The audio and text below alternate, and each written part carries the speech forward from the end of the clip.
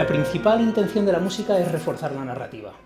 Hay que guiar las emociones del espectador a través de los canales que te ofrece cada uno de los recursos con los que contamos para contar una historia.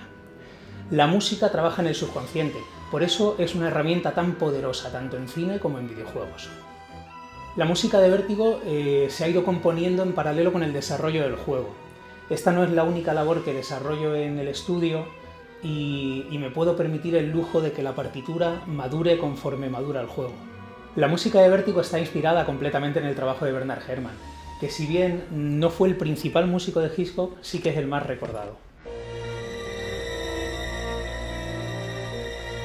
Para conseguir una sonoridad tan característica ha habido que trabajar en varios planos. Desde el punto de vista de la composición, Herrmann usaba figuras rítmicas complejas y también recurría mucho al ostinato como elemento incisivo y perturbador. En lo que se refiere a la armonía, usaba acordes cerrados, en ocasiones disonantes, en ocasiones disminuidos, siempre con un carácter muy oscuro. Y en lo que se refiere a la orquestación, se caracteriza por un amplio uso de la sección de cuerda y la sección de metal. La cuerda arroja un romanticismo melancólico que en ocasiones se torna incómodo. También te asesina, como todos podemos recordar en la mítica escena de la ducha de Psicosis. La sección de metal toca acordes complejos, disonantes, que unidos al timbre estridente de los instrumentos de esta familia generan una sensación de intriga muy potente.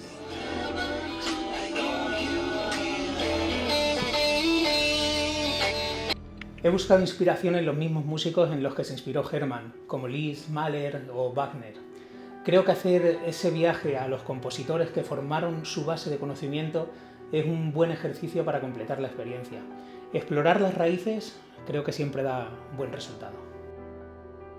Habitualmente comienzo a crear las melodías partiendo de la lectura del guión y de una o varias charlas con el director del juego y con el guionista.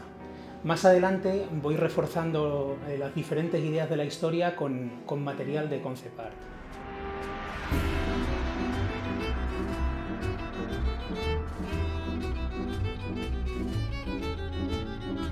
Componer música para videojuegos y componer música para cine realmente es muy parecido. De hecho, es prácticamente igual en lo que se refiere a la función argumental y en lo que se refiere a la elaboración del guión musical. La principal diferencia es que en el cine las cosas suceden en un tiempo determinado. En los videojuegos las cosas suceden cuando el jugador quiere que sucedan realmente. Además, hay otra diferencia importante, y es que en el cine la historia es lineal. En los juegos la historia se puede ramificar. En definitiva, componer para juegos tiene la dificultad añadida de tener que pensar en hacer cada parte musical más flexible y un poquito más versátil. El tema principal debe de conectar la premisa fundamental de la narrativa a través de toda la historia. Por esa razón es muy importante que sea un tema muy flexible, de tal modo que lo podamos cortar, alargar, tocar más rápido, más lento, que lo podamos entrelazar con las melodías de cada uno de los personajes o con las melodías que representan cualquiera de las ideas del juego. De cara a implementar la música dentro del juego, lo que hacemos es dividirla en pequeños fragmentos, en una serie de conjuntos de compases que luego nosotros podemos combinar de forma procedural dentro del motor del juego.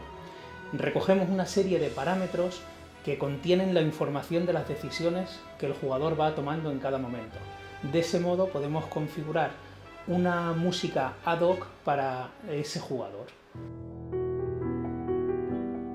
Los personajes y las ideas principales de la historia tienen un leitmotiv asociado para que la música sea útil, no solo a nivel ornamental, sino también a nivel narrativo. Cada personaje de Vértigo tiene su música representativa. Lo más común es que sea una melodía, ya que es fácil de asociar y es muy útil a la hora de evocar. Pero también puede ser un instrumento con un timbre específico que enfatiza el carácter de cada uno de los personajes. Por ejemplo, hay un personaje que claramente esconde algo tras una sonrisa forzada. La melodía de ese personaje quiere ser agradable, pero la interpretamos con el oboe, que es un instrumento con un timbre muy afilado y que inconscientemente nos trae a la memoria a los encantadores de serpientes, por ejemplo. La música está ayudando a reforzar la idea de que ese personaje esconde algo oscuro. I have to see this with my own... Oh! Petronius, what did I tell you, huh? Sorry. It's fine. I think he doesn't like me, is all. He doesn't like any girl. He's quite possessive. Oh. Para realizar el diseño sonoro hemos tenido que tener en cuenta las ubicaciones en las que se desarrolla la historia, trabajando en base a la fauna y añadiendo capas más genéricas como son el viento, el movimiento de los árboles o el mar. De cara a implementar el audio del juego, lo primero que hacemos es crear un ambiente sonoro global, que transmita las sensaciones generales. Este ambiente se interrumpe con las iteraciones del jugador, por ejemplo, cuando observa un detalle concreto del entorno o cuando selecciona una acción de conversación específica. Someone looks pleased. Am I interrupting a special moment? De cara a la grabación de la música, hemos optado por hacer 3 grupos de cámara. Uno con la parte de metal, otro con la parte de cuerda y otro con la parte de madera. Esto nos ha dado la posibilidad de mezclar las familias de forma dinámica dentro del juego. De este modo satisfacemos mejor las necesidades expresivas de cada uno de los momentos de la narrativa. Un total de 12 músicos han contribuido a hacer posible esta banda sonora.